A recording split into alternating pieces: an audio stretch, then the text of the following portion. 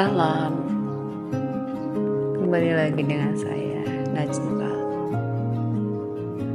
Ketika cinta mengingatnya, ketika rindu memikirkannya, ketika kita menjadikan Allah segala-galanya, janganlah kita ragu bersikap untuk menentukan dari apa yang kita pilih ketika kita hidup di dunia.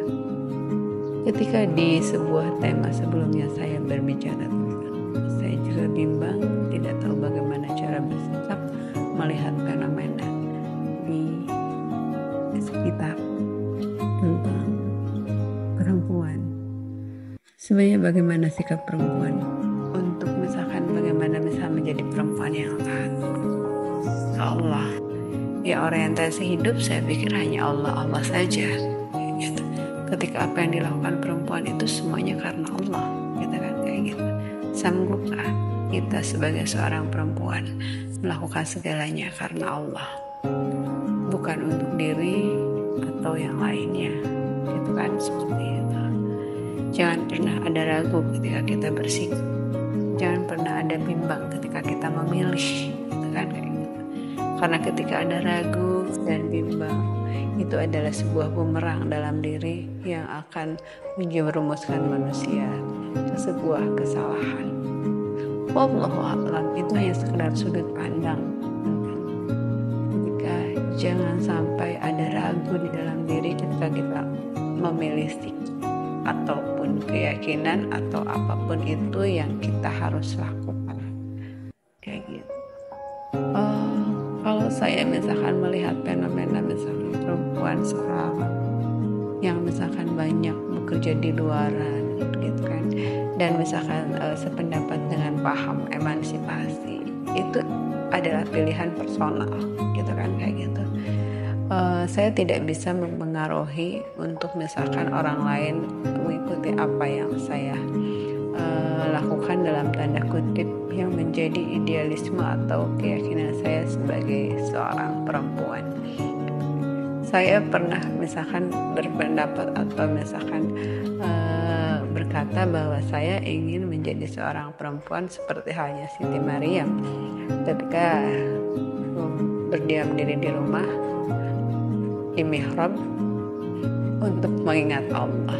Bukan sesuatu yang mudah memang, tapi la haula quwwata illa billah, ketika atas kehendak Allah seseorang bisa melakukannya, itu mudah.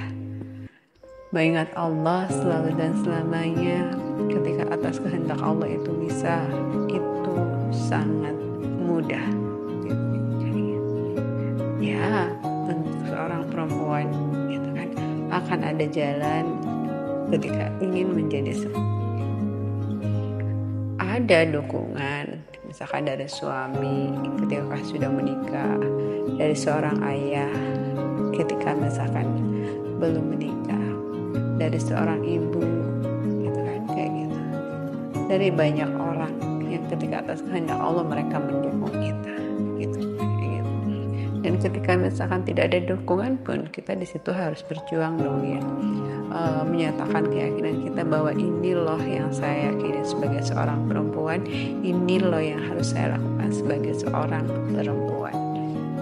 Iya, saya berpikir itu adalah konteks kebebasan memilih seperti apa, menjadi seperti apa perempuan, ya itu adalah pilihan masing-masing, gitu kan, kayak gitu.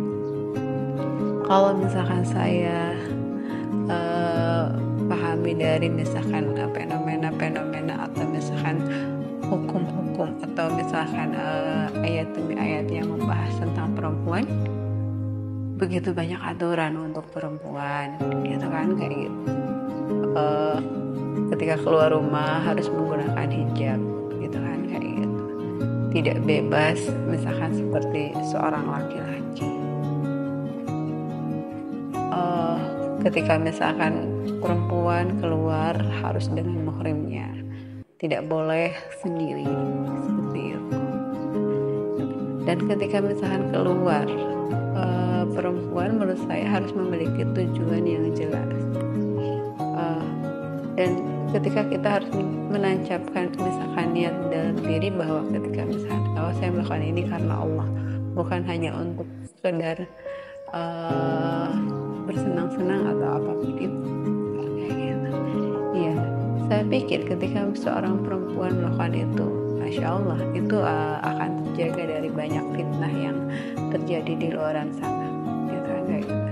Karena saya melihat begitu banyak fitnah yang terjadi untuk perempuan ketika misalkan perempuan melenggang bebas gitu kan, bergaul bebas dengan yang bukan muhrim gitu kan, tanpa hijab, ataupun misalkan meskipun pakai hijab tapi misalkan bergaul bebas gitu, dan hijabnya itu adalah ketika dipakainya itu bukan karena Allah, hanya bisa sekedar ikut-ikutan tren gitu kan, kayak gitu.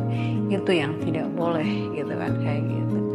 Ya saya pikir ketika perempuan menggunakan hijab itu harus benar-benar karena Allah, bukan karena ikut-ikutan orang lain, atau misalkan karena sekarang sepertinya untuk di Indonesia adalah sesuatu yang biasa gitu kan, menggunakan hijab ya, meskipun bervariasi ya, maksudnya dari konteks ukuran gitu ya, tergantung dari sudut pandang keyakinan manusia itu sendiri, bagaimana ketika kayak perempuan berhijab yang benar-benar beragama. Cuma saya lihat gini, ketika misalkan dalam konteks misalkan ketika perempuan itu misalkan begitu harus terjaga dan tersembunyi, tidak boleh misalkan orang bisa memperhatikan begitu bebasnya misalkan sesuatu yang ada di dalam diri perempuan gitu. Dari bentuk tubuh yang atas kehendak Allah, perempuan itu indah gitu. Menarik untuk dinikmati dan menarik untuk dilihat. Jangan sampai sesuatu yang menarik untuk dilihat itu kita perlihat jelas misalkan untuk orang-orang yang akhirnya bebas melihat gitu kan, bebas menikmati. Nggak seperti itu menjadi seorang perempuan gitu kan.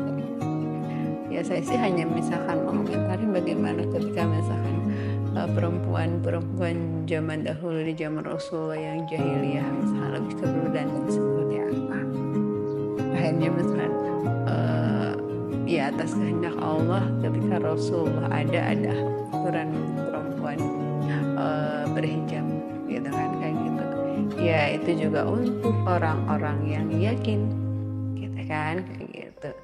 Wahai Nabi, di situ di dalam Al-Quran di surat Al-Ahzab, katakanlah kepada istri-istrimu gitu kan, dan istri-istri perempuan mukmin.